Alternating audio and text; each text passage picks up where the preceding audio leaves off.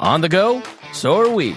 Get the IBJ Media app, your all-in-one news source for Indiana business news.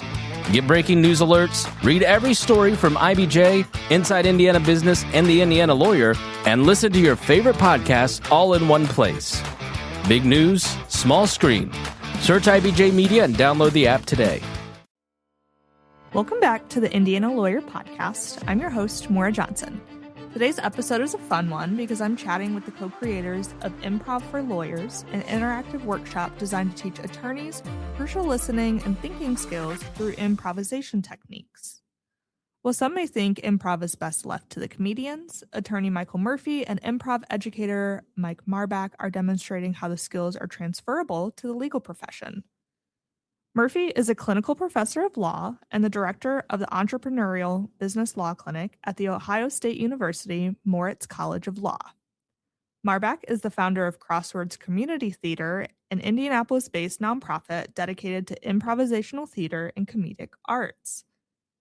In 2020, the two began collaborating on this venture and are now offering the course to law firms and individual attorneys for CLE credit. In this episode, we talk about how the course caters to practicing attorneys and the skills they need to succeed, as well as how improvisation techniques apply to the general population, including what improv experiences tend to trip people up in practice. But before we get into the episode, here's a word from our sponsor. Taft, today's modern law firm. At Taft, we cultivate a highly respectful, transparent workplace that fosters creativity, teamwork, inclusion, and diversity. We couple our culture with a client-first approach, rewarding lawyers who understand their clients' goals and work to deliver success. Taft, the modern law firm. To learn more, visit taftlaw.com. Thank you so much for joining me. I appreciate it, and I'm excited about the conversation. Thanks for having me. Yeah, great to be here. When I think of improv, I obviously think of it in the context of a stage performance, a comedy show, but can you guys just explain what Improv for Lawyers is and how you came up with the program? It's something I've wanted to do for a long time.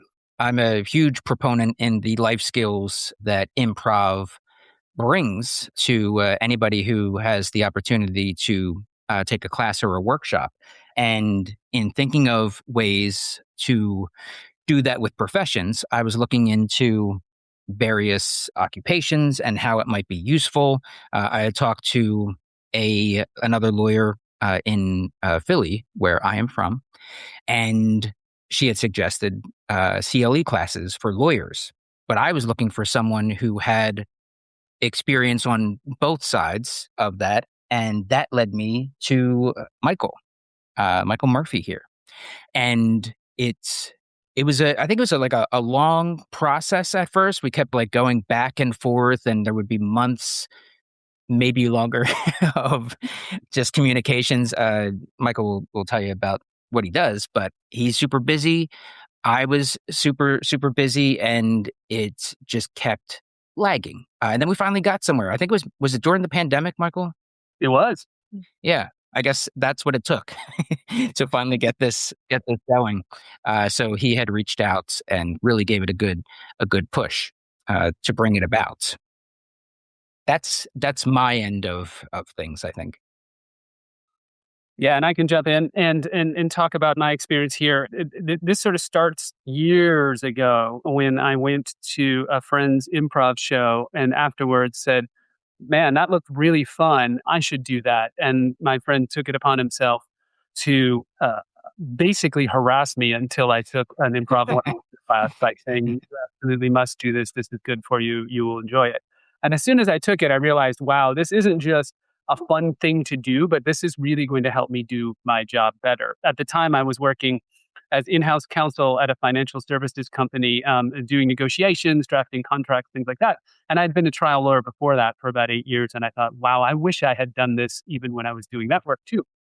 And that program was in no small part organized and put on by Michael, who has a wonderful analytical mind when it comes to comedy and also education. And so I realized pretty quickly there was an intersectionality of lawyering skills and improv that was particularly bountiful, and looked around and realized that there were some improv CLEs out there and even some law school classes in improv, and thought it'd be great someday to do this. And then Michael reached out to me with this idea, and I said, yeah, let's absolutely run with it. But it has been a long time coming for sure.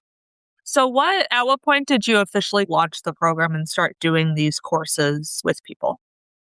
Yeah, that was Michael. And I do think it was during the pandemic, but you can speak to that, Michael. Yeah, it was during the pandemic. And by that point, I had transitioned to teaching full time. So now I teach at the Ohio State University Moritz College of Law as directing their entrepreneurship legal clinic. So I work with startups and with students who do work for startups. But at the time, I was doing that work at the University of Pennsylvania in Philly. But of course, I was doing it from my house.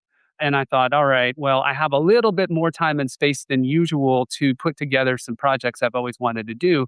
And I thought that improv CLE project's a pretty good idea. I should reach out to Michael and follow up on that and get that going. And then sort of flashing forward a little bit, I was on a limited term position at Penn, and my term expired, and I looked around to continue to doing the same work because I love the work, and found an opportunity at Duke University's law school, where I was for 2.5 years. And that school has a mini class. They have like 2-day classes that they offer in between semesters for all kinds of interesting topics that don't necessarily lend themselves to an entire semester. And so I was able to successfully pitch a sort of modified version of this CLE to Duke and taught that 2 different years to much success to law students. And so that was sort of our proof of concept, as we say in the entrepreneurship world, right? Of where we tried it out to see if it actually worked. And I did that with a local improv teacher down in Durham, North Carolina, and it worked beautifully. And so now we feel as if we have a curriculum that I think can work pretty much anywhere, either within a law firm from lawyers that know each other, or even just from lawyers who are coming in off the street and don't know each other. Yeah. So can you break down essentially what the class, how it's structured, and who takes the course? I know you said both law firms and then people who just come off the street. Michael? Sure. Oh, yeah. I got this one. Sure. Yeah, absolutely. So it depends on what you're looking from, right? If you're looking at it from the improv side, you'll see what amounts to an introductory improv workshop with the things that one does in an introductory improv workshop, with a weird part where we break down each improv exercise and talk about how it relates to lawyering. If you're looking at it from the CLE perspective, it is completely different than anything you've ever done, right? Most CLEs, you're sitting there staring at your email while someone sort of drones on, and maybe you take away 1 or 2 things that are useful to your job, or maybe not if you're near your compliance deadline and you just need to take whatever class. This is totally different from that. You're on your feet, interacting with people, moving, practicing skills, and you'll be doing real improv exercises, really silly things. You will be doing things that you would see on Whose Line It Is Anyway, or if you went to an improv show, and maybe even other exercises that are a little bit trickier, right? You'll be taking on characters and doing scenes. You'll be pretending that you're carrying a ball and handing it to someone else, things like that. But after each of those exercises, which are highly interactive, you're not looking at your phone, you're not thinking about work, you're not thinking about anything else. We then break down those exercises and talk about what you just did and how that relates to lawyering. Every single improv exercise relates to lawyering in one way or another, some very, very directly and easy to see, and some a little less easy to see. They all test your ability to think on your feet, your ability to really listen and be present. And then some of them are even a little bit trickier and more advanced. For example, we'll do an exercise called Mad, Sad, Glad, where you pick an emotion and then you're working with a scene partner, and whatever they say, you're going to heighten that emotion. So whatever they say, you're sad and you're going to get sadder, right? And that's a fun exercise. It gets you out of your head. It's usually funny for the people watching. But what you're doing there is practicing taking on a professional emotion, right? In negotiations, in court, lawyers are often taking on a different emotion than the one that they feel in their hearts at that time as a human being.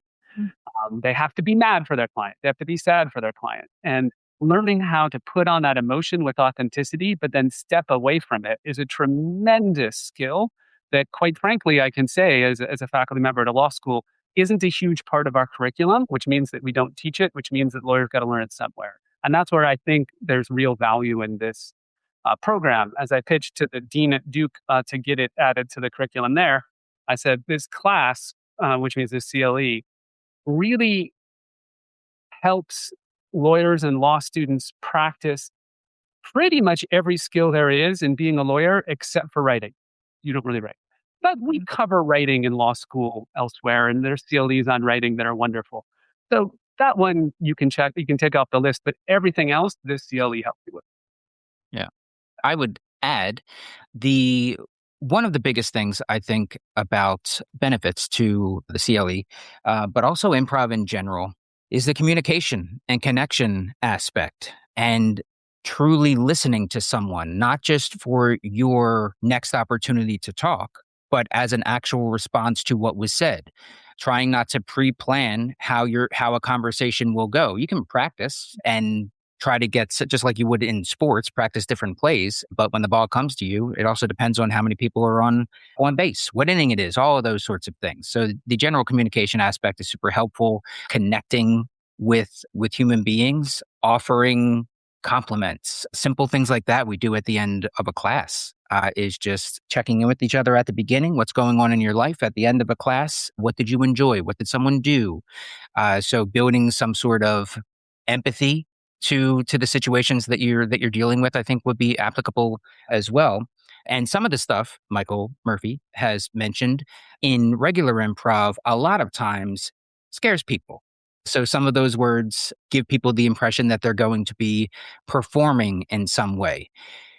Almost everybody that I have taught, and it's thousands of people at this time, has thought, I couldn't do that. I can't do that. And then they get into the class and they do that. And they do well at that, at the improv side of things. Yeah, there is a little bit of a performance aspect of things, but that's what you're doing every single day when you wake up until you go to bed. It's nothing more, nothing less. It's just about practicing what you do in between the opening of the eyes and the shutting of the eyes for the day. Yeah, beautiful. Yeah, it absolutely slays the monster of imposter syndrome, which is critically important, especially for junior attorneys who are going to work every day and doing something for the first time that might scare them. Yeah. And just bouncing off of that, when it comes to these classes, what are those kind of elements that the participants have a challenge? Because I feel like lawyers tend to be maybe one type of personality or very shy maybe, but is that kind of like experience and having to almost act a little bit a barrier for some of them, have you noticed? Sure, I can take this one. Yeah, there's two things going on here. And one is that in improv, you're taking on a different persona, and usually it's goofy, right? Like usually it's something that is humorous or entertaining, but very much outside of who you are. And that can absolutely conflict, I've seen with law students and lawyers who've tried it, with their professional persona, right? Which are supposed to be super authoritative, smart, and certainly not silly, right? There's no room for silliness in the courtroom, right? And so getting lawyers to sort of be outside of their heads and be silly can take a little bit of warming up and a little bit of time. But if you create the right environment, it is amazing to see people just loosen up and operate at what one of Mike and I's improv friends from Philadelphia would call the speed of fun, right? Which is the point in which you are not filtering everything that you're saying 14 different times and slowing down, but you're just allowing the sort of natural flow of your communication to go, right? And you're operating on that higher level that really, really good lawyers can operate on, in which they're processing information, but then also communicating at an incredibly high level, but also incredibly fluidly. And the idea is the more that you practice getting into that flow, the better. So that's the first one. The second one is, and let's go to the underlying principle of improv that I can't believe we haven't mentioned yet, of course, which is yes and, right? The idea that in improv, if you're doing a scene, whatever someone else in the scene does, you should validate that and build on it, right? So if Mike and I are doing a scene in which we are cowboys, right? And he says, we've got to rope all these cattle, right? The wrong thing for me to do is to say, no, we don't. Like we're we're going to hunt them and eat them, right? Like that. They're not cattle, they're dogs. Exactly. How are we going to do that on the moon, right? Like all those kinds of things really throw the scene off. It's weird to watch, and you see two people sort of fight about what they're doing. But instead, I would say something like, "Oh yes, we must rope all of these cattle, but I once again left my rope back at the ranch, right?" And then that becomes a scene about how I'm forgetful and we have a strained relationship or something. So that's how that works, right? Is you validate what someone says and you build on it. Lawyers don't always operate on that wavelength, right? Lawyers are often what we call no buts, right? They say no, but and that can be a real challenge. I know that when I pivoted to working with entrepreneurs and startups, if I wasn't yes-anding, my clients would not listen to me. They want to do what they want to do. The laws that affect what they do are just one part of a larger framework. And if I keep telling them no, they will just go somewhere else where they get a yes. And so I've had to really embrace yes and in what I do. And then, of course, as someone who has done oral arguments in front of a judge, you probably want to yes and the judge when the judge has things to say to you. And if anything, you would say something along the lines of, "Yes, Your Honor, however," right? Which is a little bit of a yes, but even still, you definitely don't want to say, "No, Your Honor, I think you really got this one wrong." They really hate that. And so it's that underlying principle, once you sort of embrace it, feels a little alien, but will really help you do your job better. And then obviously, I didn't even mention, of course, if you're in a negotiation with someone and they really want something, you don't want to necessarily be coming at them from a confrontational aspect of a no, no, no. You want to say, "Well, yes, we could do that." And right. And then whatever you're proposing is hopefully some sort of middle ground that will make your concession not so bad. What Michael had mentioned there is absolutely true for lawyers. I would add that it is true of everyone that takes a class, everyone that comes into our classes at Crossroads. We have that they come in with that yes, but like Michael mentioned it in terms of the profession of lawyering, but the default is no or yes, but for most people that come in, because that's how they go through their daily lives, being told no and then telling no to others, or saying, "Yeah, that's a decent idea, but here's my thing that's better," or "Here's how I want to do it," not never recognizing that there are multiple ways to get somewhere. Mm. So that's only real thing I wanted to add to the end there. Yeah. So when it comes to the audience or the participants that you guys engage with, does it tend to be younger lawyers? Because I feel like something that I've spoken to law students, and I think something that they emphasize is you don't necessarily learn how to maneuver a courtroom per se in law school, because again, it is a lot of writing, it's those practical skills. But what kind of participants are you guys seeing coming in the door? Michael? Yeah, good question. Yeah, definitely younger lawyers, right? They seem to have the more interest. I think lawyers who are more experienced think that they have everything figured out. They know how they're doing their job, and they may be less interested in running around a room with a bunch of people they don't know, pretending to rope cattle. And so, but younger lawyers are absolutely very thirsty to build those skills any way they possibly can, and even gain that comfort level every possibly can. But that being said, I didn't come to improv until I had been practicing for several years.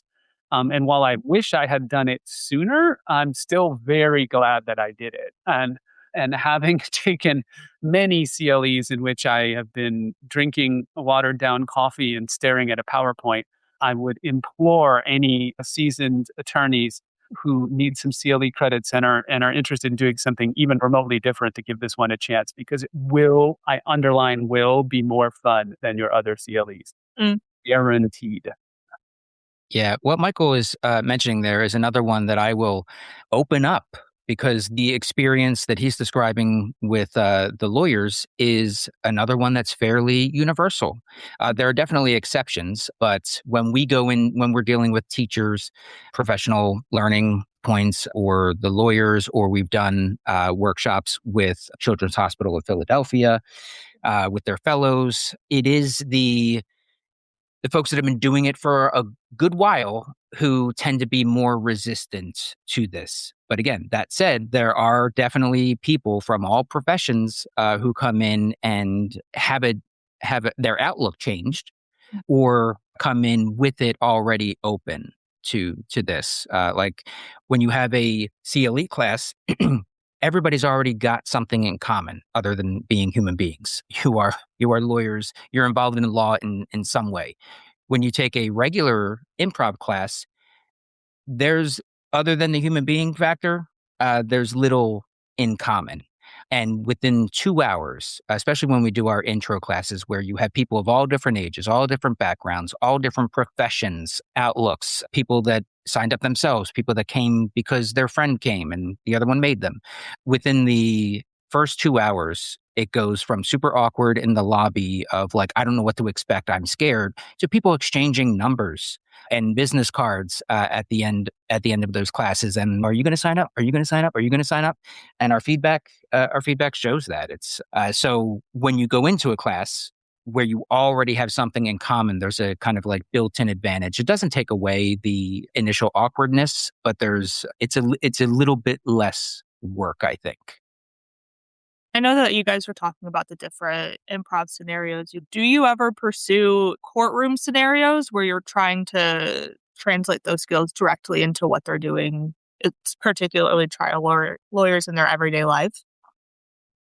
Good question. And yeah, we did this a little bit in the Duke class because, and this was one of those delightful gifts that life gives you. The only room in the law school that gave us enough space to be able to move around and do improv happened to be the moot courtroom, which I absolutely loved. And so we had improv court. But we wanted to use this space, right? So there's an improv exercise in which you improvise a monologue, right? So you get up in front of a group of people, you get a suggestion to give a monologue about, and you just start giving one, right? You have to give some sort of coherent speech on that. From a certain perspective with a certain goal that you're making up. And so there, right, we modified it and said that it was going to be an improvised closing argument, obviously, right? We would say, you're representing this client and the trial is about this. Okay, now go, give the closing argument. Refer to the evidence that doesn't exist, but make it up. And obviously that was really fun, right? We had students who had taken moot court and had said, I was so nervous when I did this in moot court because there were judges and I had been prepared and everything. And it would have been great for me to actually have done this a few times so that I was just used to the physicality of standing in front of a bench in a courtroom, thinking and talking at the same time. Like that just would have been something that would have made that learning curve a little flatter. And so we definitely used it for that. And that's something that Mike and I definitely are always thinking about and tweaking is how do we make the exercises a little bit more applicable to what lawyers do. And so something like that is a good example. In our regular improv classes, our non-CLE classes, we do have a game called Premise Lawyer.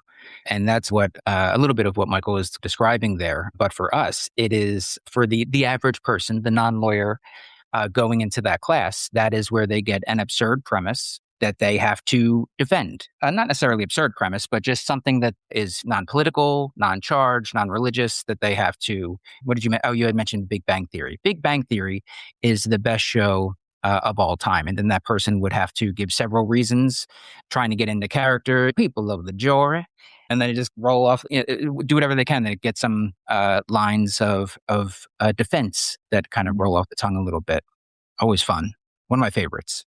That's great. And then another exercise that we would do is we'd call it 3 experts, right? Where essentially we have 3 people up who are experts, and we pick something for them to be an expert in, right? And that they comment on whatever that is. So it could be 18th century Swedish art, right? Something super, super weird, especially more fun if it's very likely something that no one knows anything about. And then the experts take on different personas and talk. And for that one, right, like we break it down and say, the applicability here to lawyering is very stark, right? We have to become instant experts in whatever it is happening in our matter, right? Whether that's negotiating a contract or arguing a case in court, we gotta become an expert in that and sound like an expert in that. And especially in the law student version, we break down even sort of the way in which one becomes an expert in anything, right? Which is not always in the conference of a degree, right? We say sometimes you become an expert in something because you decide you are, right? And you start thinking and writing and talking about it, and then flash forward to you being on the evening news with expert on your title. And you're talking like an expert and sounding like an expert, so everyone considers you an expert. And I really love that exercise for that, because in the basic sort of sense, right, lawyers are essentially paid to think and communicate as experts in whatever, right? And practicing doing that is, in one sense, one of the more fundamental skills that we do, regardless of what your lawyer job is. That's super interesting. Mr. Marbach, this is specifically to you. Both of you can answer it, but obviously you have non-CLE courses. Apart from like the yes and, what kind of, I guess, hard skills are you teaching in improvisation that people just use in everyday life as a communication tool? Oh, for sure. One of the biggest is listening, learning to slow yourself down, slow down your brain, and listen to what is happening around you, what is happening right in front of you, the words that are coming out of the person's mouth, and not just hearing them, but actually listening and responding. Because so often as I think I mentioned earlier, you have how a discussion is going to play out. So you're not even necessarily talking with each other, you're talking over each other. So there's that aspect. There's listening with your whole body, paying attention to the body language of others, learning how to read the room, which I'm sure is helpful in a courtroom too, especially maybe dealing with the jury, not trudging forward with something that is very clearly not working in your favor. General conflict resolution is super helpful. With a lot of people, they come in looking for an escape from what happens, what they're doing from 9 to 5 or 24/7. So they get a little bit of a reprieve from the everyday, where they can leave their everyday life at the door and just play, which itself is a draw for adults to have a place where they can be kids again. You're playing make believe and just building these really fun worlds. And if that's all that is for that person, and they don't necessarily use those skills in the real world, that's enough these days, is to just have a place where you can kind of tune out everything else, connect with other human beings, get off a screen, get off a laptop, and experience human life, Yeah. and laugh together. There's the empathy aspect, which kind of a lot of improv goes back to listening and general communication, and that's where I believe I'm saying with empathy, we, as I mentioned earlier, we get people from all walks of life, all different occupations, so coming in and experiencing how other people think, changing of opinions, learning different things about different cultures, and putting to rest some stereotypes or expectations of what you might think of other people. There have been lifelong friends that have come out of improv classes. So the relationships that you build, general confidence in front of groups is huge. Definitely pertains to a CLE course. Michael mentioned earlier the getting rid of that imposter syndrome, and also the expert aspect goes back to just general confidence in the words that you are saying and in your position, and why you feel you are correct, while also recognizing that something may happen or something may be said that you have to adapt and respond to. So general adaptability. The other thing, I could go on and on, but the other thing is general support in certain aspects of life, and definitely in some professions. You are alone. You may be a part of a collective, or even they call it a team, but the work you do is alone. You may be in front of other people alone. Here, in a CLE class or in an improv class, you are supported. The ideas that come out of your mouth are agreed to and validated, and that Like that just feels so good to not be told no, to have a room full of people that will support you and want to see you succeed. So for a CLE class or a regular improv class, the networking that comes out of these events is really cool. The kind of cross-pollination of arts and professions is amazing. Yeah, so very much for improv. Like our improv class, our improv one class, which is 8 weeks, we call it improv for everyone because it really is. It is improv for every person. You do not have to have experience. You have no desire to perform whatsoever. You come in, you connect, and the benefits of improv will really surprise you. And they will sneak up on you until like you recognize you're in a situation in life or at work and you're like, oh, that is literally what we practiced a couple weeks ago. I always talk about it in terms of the Karate Kid, where Mr. Miyagi is teaching Daniel sweep the floor, paint the fence, wax on, wax off, and Daniel gets mad. Like, how is this helpful? How is this going to help me when I'm in a fight? And he's like, show me paint the fence. And then he does that and he throws a punch at him and he blocks it with paint the fence. So improv skills for life have that aspect when you're taking one of our regular classes. When you're taking a CLE class, it's much more direct. There's not as much painting the fence and waxing on, waxing off. Like Michael has PowerPoints that this is what we just did. This is how it relates to exactly what you do. So there's a ton. I could do a whole series on just talking about the benefits of improv and in life. Yeah.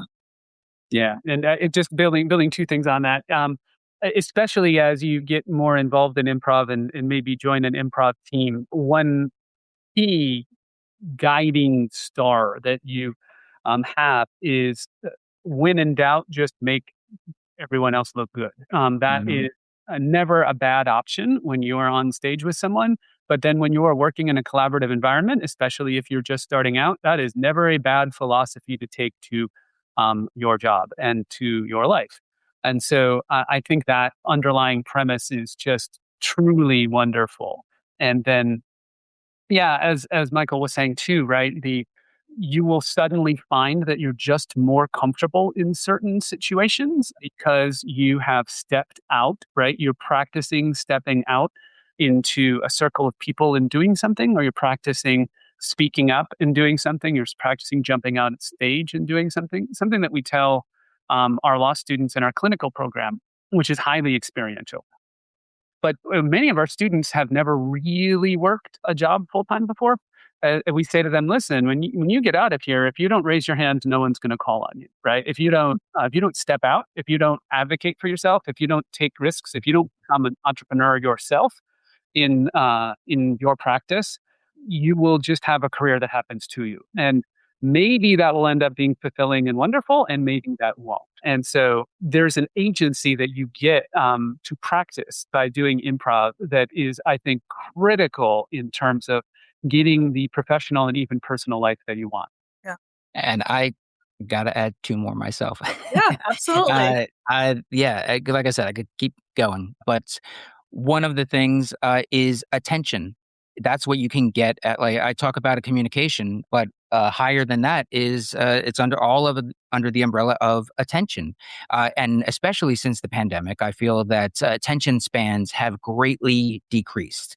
Mm-hmm. So having 2 hours each week where you are not on your phone, you can't be on your phone, you are connecting with human beings, you are watching scenes, you're learning in different ways for people that feel they learn by watching or learn by doing.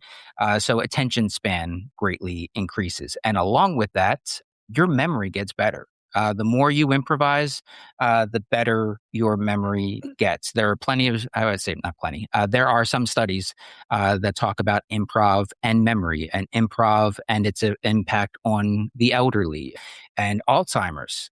So there's a lot of kind of just awesome and sometimes weird benefits to an improv class to people that may not think like, I don't think so. Right. How is that going to help me? Yeah.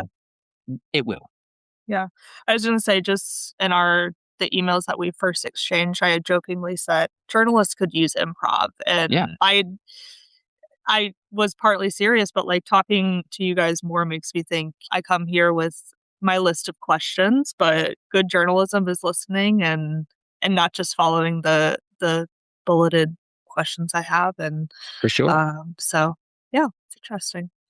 Mr. Murphy, for you specifically, obviously being an attorney and working in improv, what do you feel that improvisation has taught you about lawyering, and then vice versa? What has lawyering taught you about how to work in the improv space? Oh, yeah. I'll start. There's so much here, too. Maybe the overarching principle, putting aside some of the stuff we already talked about, is taking your work seriously, but not taking yourself so seriously, right? I think that has been really helpful. And by that, does that mean that like you just waltz into work and say, hey, I'm just going to go have fun out there and I'm not going to try really hard? No, of course not. You are going to try really hard. But I think every lawyer will tell you, not every day goes great. Not every matter goes great. Not every meeting goes great. Not every court appearance goes great. And one thing we say in improv that has been tremendously helpful is we say is, do you know what a good improv show and a bad improv show both have in common? They're both over, right? And improv absolutely teaches you how to do or say something that maybe didn't work and just let it go. And part of that is necessity. You have to let it go because in doing improv well, you have to be completely in the moment. You have to really be listening and responding. You can't be thinking that the last thing that you did 10 minutes ago wasn't good, didn't translate the way you wanted.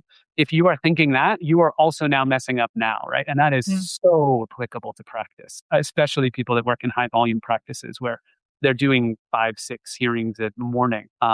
Just being able to put that experience aside or take exactly what you need from it and do better the next time is tremendously helpful, not just in doing a better job, but in well-being. So as part of my other shtick at the law school, in addition to teaching the clinic, I teach a class on happiness, well-being, and lawyering, which is specifically designed to teach the positive psychology and some would say negative psychology of lawyering, right? That it attracts super type A people who are very deep within their head and don't let go when they mess up very well and often have incredibly high rates of depression, substance abuse, you name it.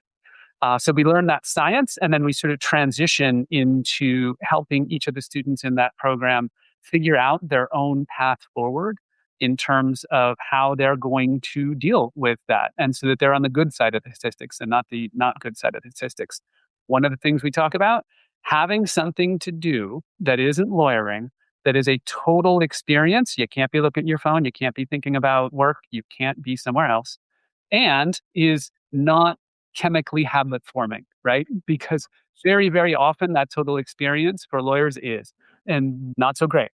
So improv can absolutely be that for lawyers. It has been that for me. And that's, I think, maybe been the biggest thing that I've taken from it. But in terms of how lawyering has informed my improv, I mean, a few different things, right? One of the beautiful parts of improv is that every single life experience you have and every single fact in your head and every single person that you've met is available to you. I have absolutely in improv scenes decided to become either a lawyer or a judge or some sort of actor in the legal system. And because I know the terminology, I'm able to use the jargon and the terminology in the scene in a way that adds some gravitas to that scene. And it is often funny, right? Like I can start articulating a hearsay objection, right, in a kitchen argument or something like that. And that's funny because that's just not something that normal people do. Although I'm imagining some lawyers hearing this, especially ones that are in lawyer couples, say, well, wait, no, we do that all the time. But we just have the dog be the judge or whatever. Yeah. And so, but like being able to do that is wonderful. I was on an improv team once with a teammate who had a PhD in mathematics. And every so often there would be a scene in which it would involve some sort of STEM thing like computers or engineering. And he would come on stage and just start talking in pure scientific jargon.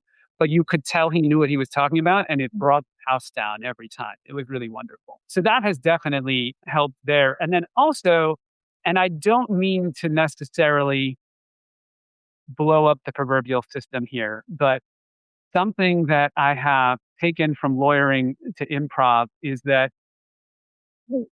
in some sense, we're all sort of making this all up on the fly, right? You can prepare as much as you want, right? Any lawyer will tell you this.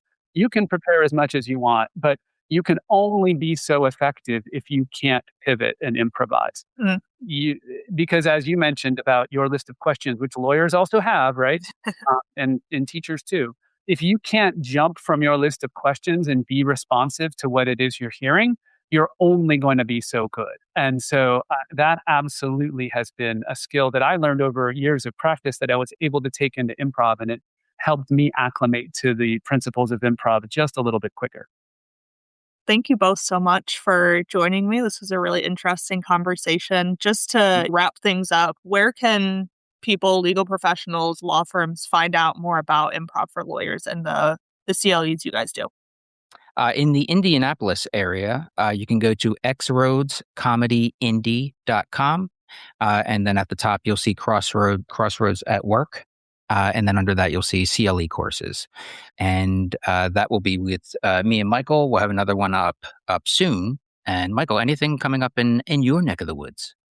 Yeah, so we are beginning the slow and torturous process of also offering this as an Ohio CLE. So our Ohio, if you happen to be a cross-border practitioner between Indiana and Ohio, keep your eyes peeled for that. But I'd be remiss if I did not mention that if you happen to run a smaller, medium-sized firm or a summer associate program or other bar association group, and you would like to have your own bespoke workshop, either for CLE credit or not, let us know. If there's one thing that we are, it's flexible and able to pivot and make up a program that will be the most impactful and valuable to you.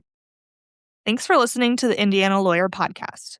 If you're interested in learning more about the Improv for Lawyers experience, we'll have all of that information in our show notes. And for more on what's happening in the legal profession across the state, please check out our website at theindianalawyer.com. There you can find more episodes of this podcast, as well as episodes from other podcasts in the IBJ Media Network. And while you're there, please make sure to visit our fellow IBJ Media publications. That's the Indianapolis Business Journal and Inside Indiana Business.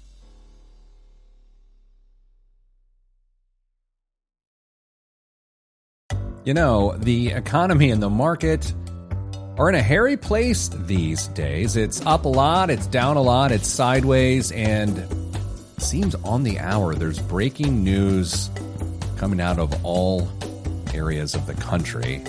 How do you get your head around that? How do you not go crazy in the process? I'm Peter Dunn. You may know me as Pete the Planner, IBJ columnist, and my job for years has been to help you understand your financial life better in context with everything else going on. So what am I encouraging you to do? Well, listen to the Pete the Planner Show. Yeah, it's a podcast. You can get it wherever you get your podcasts, or simply listen at ibjpodcasts.com. Thanks for listening to this IBJ Media podcast. You're probably going to remember this ad. Do you know why? Podcast advertising works. 85% of listeners recalled hearing an ad during a podcast, and 70% of podcast listeners have acted after hearing an ad. So whether you're looking to be heard across the entire IBJ Media Podcast Network, sponsor one of our shows, or just start with a 30-second ad, IBJ Media can help. Contact advertise at ibj.com to learn more.